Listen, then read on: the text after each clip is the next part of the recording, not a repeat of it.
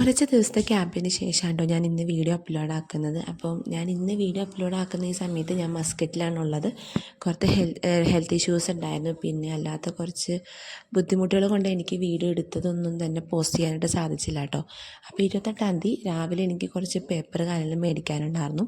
അപ്പോൾ ഞാൻ പോകുന്ന അന്നാണ് എൻ്റെ സർട്ടിഫിക്കറ്റിൻ്റെ ഗ്രാജുവേഷൻ ഡേ വെച്ചിരിക്കുന്നത്. അപ്പോൾ അന്നത് കളക്ട് ചെയ്യാൻ പറ്റാത്തത് കൊണ്ട് എനിക്ക് നേരത്തെ വേണമെന്ന് പറഞ്ഞിട്ടുണ്ടായിരുന്നു. അപ്പോൾ അത് മേടിക്കാനും പിന്നെ അല്ലാണ്ട് 1-2 വേറെ സ്ഥലങ്ങളിലൊക്കെ പോകാനുള്ളത് കൊണ്ട് രാവിലെ തന്നെ ഇറങ്ങി വന്നപ്പോഴത്തേക്ക് ഏകദേശം സന്ധ്യ ആയിട്ടോ. പിന്നെ അത് കഴിഞ്ഞ് 29-ാം തീയതി മോൻ്റെ സ്കൂളിൽ പോയി യാത്രയൊക്കെ പറയാനായിട്ട്.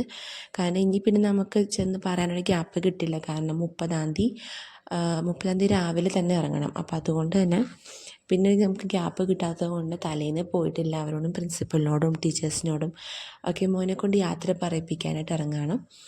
അപ്പം ഭയങ്കര രീതിയിൽ പനിയും ജലദോഷവും ഒക്കെ പിടിച്ചിട്ട് മൊത്തത്തിൽ ഒരു ഡൗൺ ആയിട്ടുള്ള ഡേയ്സാണല്ലോ. ഇപ്പോഴും ഹെൽത്ത് വലിയ ഓക്കെ ആയിട്ടില്ല. എൻ്റെ സൗണ്ട് തന്നെ എനിക്ക് ക്ലിയർ ആയിട്ട് കിട്ടിയിട്ടില്ല. മോനിക്ക് ഇപ്പോഴും ഹെൽത്ത് ഇതായിട്ടില്ല. ക്ലൈമറ്റ് ചേഞ്ചിൻ്റെ നല്ല രീതിയിൽ തന്നെ ബാധിച്ചിട്ടുണ്ട് കേട്ടോ.